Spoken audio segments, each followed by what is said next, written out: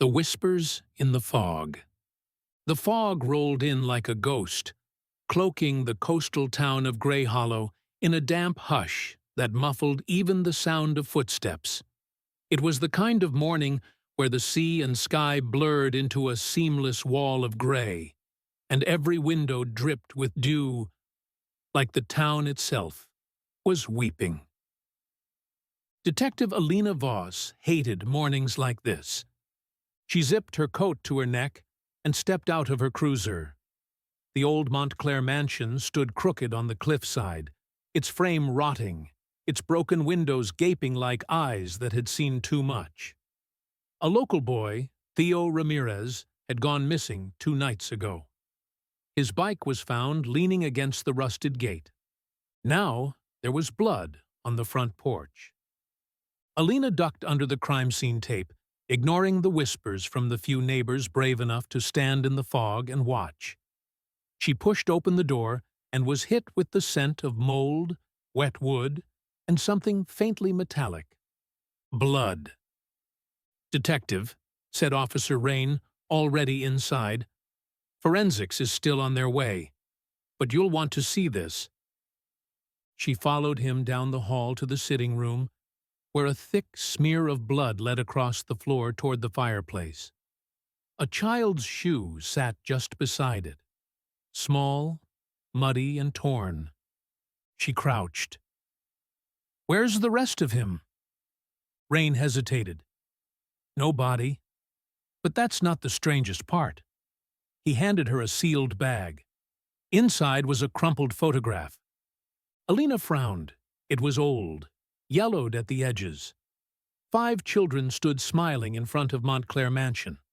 One of them was Theo's mother. She'd never told anyone she grew up here.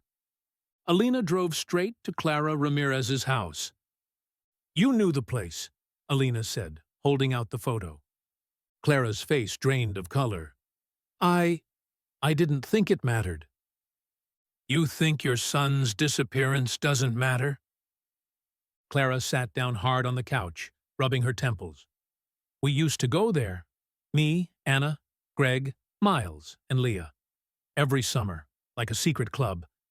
But one year, something happened." "What happened?" Clara hesitated. "Leah fell. We were playing upstairs and the floor gave way. She hit her head. Greg said we had to hide her. Said no one would believe it was an accident." "You buried her?" Clara nodded, eyes glassy. "Behind the fireplace. We were kids, scared. Greg sealed it. He made us promise never to speak of it again." Alina stood. "Who's Greg?" "He lives here. Still. Changed his name after college. Greg Morrow." Alina's heart clenched. Gregory Morrow. The town's beloved mayor. Montclair's records were sealed for years, bought and hidden by someone with money. Now she knew why.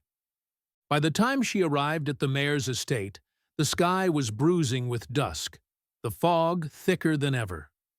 Greg greeted her at the door with that same warm smile he gave during every ribbon cutting.